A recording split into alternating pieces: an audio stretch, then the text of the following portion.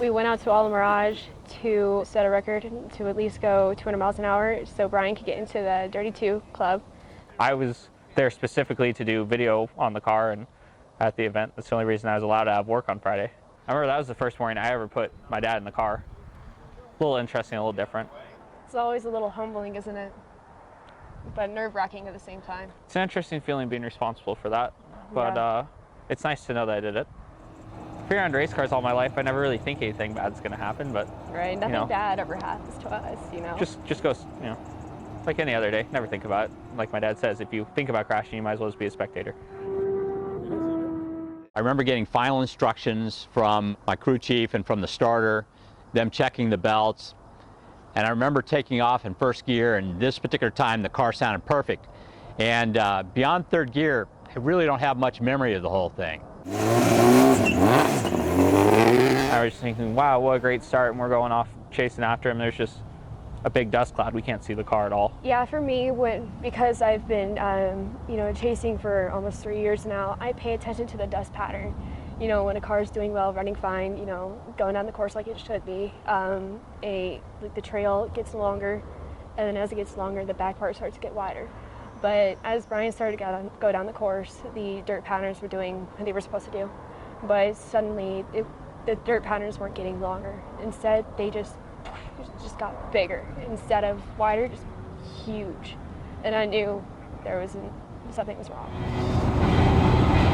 Oh my God. Oh my God. Oh my God. Oh my God. I think the next thing after that I remember is hearing over the radio the crash. And they called the crash, and I automatically assumed Brian just spun out. Yeah, we all pretty much assumed, and we're trying to reassure ourselves it's just a spin, that the car's too stable. We don't crash. We know that. We know the car's stable. Yeah, so my dad automatically stopped the car, and he went over the radio, and he's like, "This is the crew for number 2010.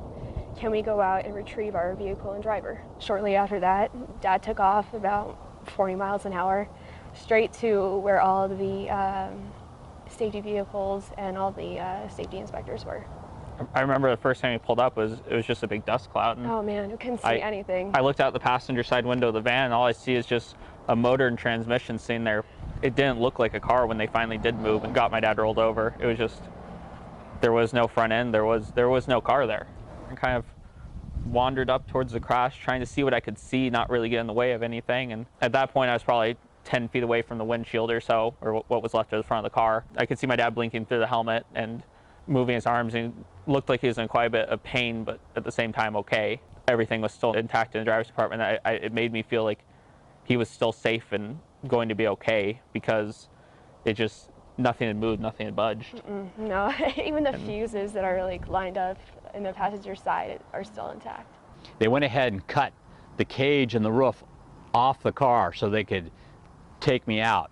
Apparently I was conscious. You can actually see me moving in the video while I'm upside down. When they got there, I was apparently talking up a storm, telling the people I could get out if they wanted me to, and they told me just to hang tight, that they were going to get me out. Once they got me out, they stuck me on a stretcher, and probably about 15 minutes after the wreck, a helicopter arrived to get me out of there. I came up and I told them that I was your son, and said that I was the only family you had here, and the paramedic goes, and you go, who's the only family I have here? I looked down, I'm like, Dad, it's me, Carter.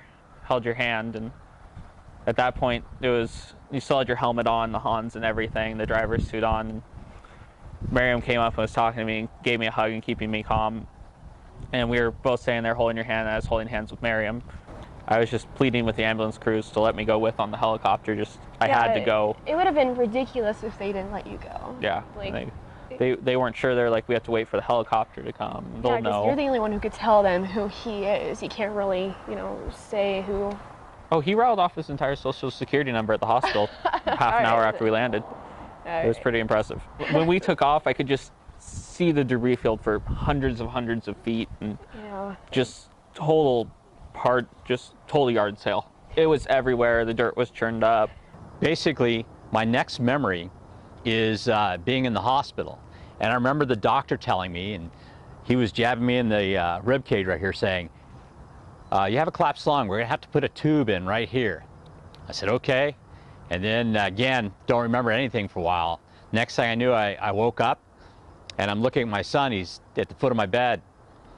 And I asked him, did I crash? He said, yeah. And asked him about the car. He said it was totaled. I said, too bad, I like that car.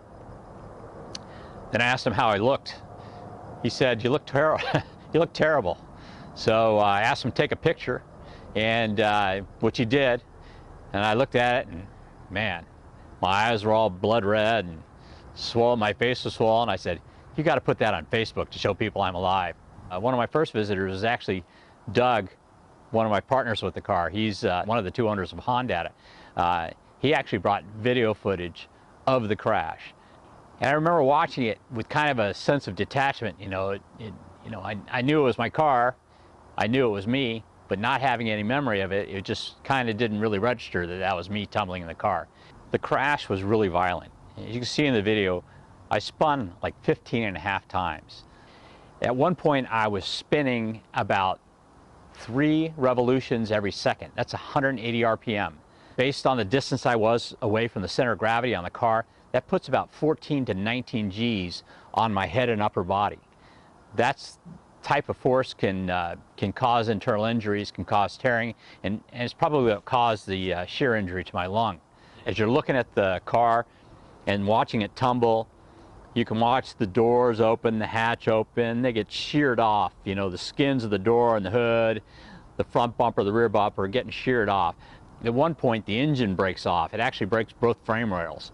And the engine breaks off, and you can see the engine cartwheeling through the air about 30 feet up in the air and flying for about 120 feet. It was just absolutely nuts watching that thing go sailing through the air. The only time I really feel anything about the whole crash is when I look at the car. I mean, I spent hundreds of hours on that car. Me, some of the guys in my shop, Craig Corbin, one of my main crew members. We spent a lot of time working on that thing. It was a great car. You know, I don't really have any memory of the accident. I mean, people ask me what went wrong, but since I don't remember everything, I just kind of have to guess. Looking at the video and seeing what happened during the accident, I'd have to say most likely it was a combination of things. Number one is the track was a little rough that day. The other thing I noticed was the car was kind of a little bit high. So once it probably hit a rut and started going, I noticed that the car kind of dived over and kind of dug in. You could see the suspension collapsing on one side. The other big problem was the aerodynamics. The car really had a stock body, more or less. The only thing I really did to get it legal for that class was some work on the front end and a little bit underneath the car. Because of that, you can see how the air coming off the back of the hatch just comes down for several feet after, so there's a lot of lift on the back end. The crash happened on a Sunday. I spent a total of about 6 days in the hospital. The following Saturday, my wife and I drove back to Phoenix. I think Sunday evening, the guy who owned the video asked me if he could post it, and I told him, sure, absolutely. I told him that thing's gonna get 1 million views easy. By Monday, it had probably gotten 500,000 views, and it was just going like gangbusters. And then I started getting these phone calls from these news organizations. There was a station in Los Angeles that called up. I had also 2 local affiliates, Channel 5 and Channel 10 here, locally called up. Also, Good Morning America called me, so I wound up, they came out and shot an interview, and that got shown the next morning on Good Morning America. And then the following day, I actually wound up going out to CNN. The CNN interview, they flew me out to New York. I got to stay in this like way trendy hotel. Next morning, I was on one of the morning shows, and that was pretty neat. Flew back. And then after that, I got a call from a television show Caught on Camera that goes on MSNBC. That's going to air in March of 2014, and that should be an interesting show. I'll tell you though, it's not all been fun and games. It's been a little rough on my wife. That's her worst nightmare. The one time she came out to watch me road race, I hit a wall head on at about 70 miles an hour. And all the emergency vehicles came to see if I was okay, and So I think she's a little bit concerned that something might happen, and this crash at 200 miles an hour is just crazy. That's one of the reasons I'm not going to be racing until 2015. I'm going to still race. This year I'm going to do a little more road racing. My son has started road racing, so I'm going to be out there on the track with him and just kind of do that and enjoy just kind of throwing the car around at a slightly slower speed and working on the suspension on my new land speed car as well, and just kind of just relax and do something a little bit different for this next season. But I'm not going to stop racing. I raced when I was a kid. I've raced as an adult. I'm going to race into old age. That's just the way it is. It's what I do.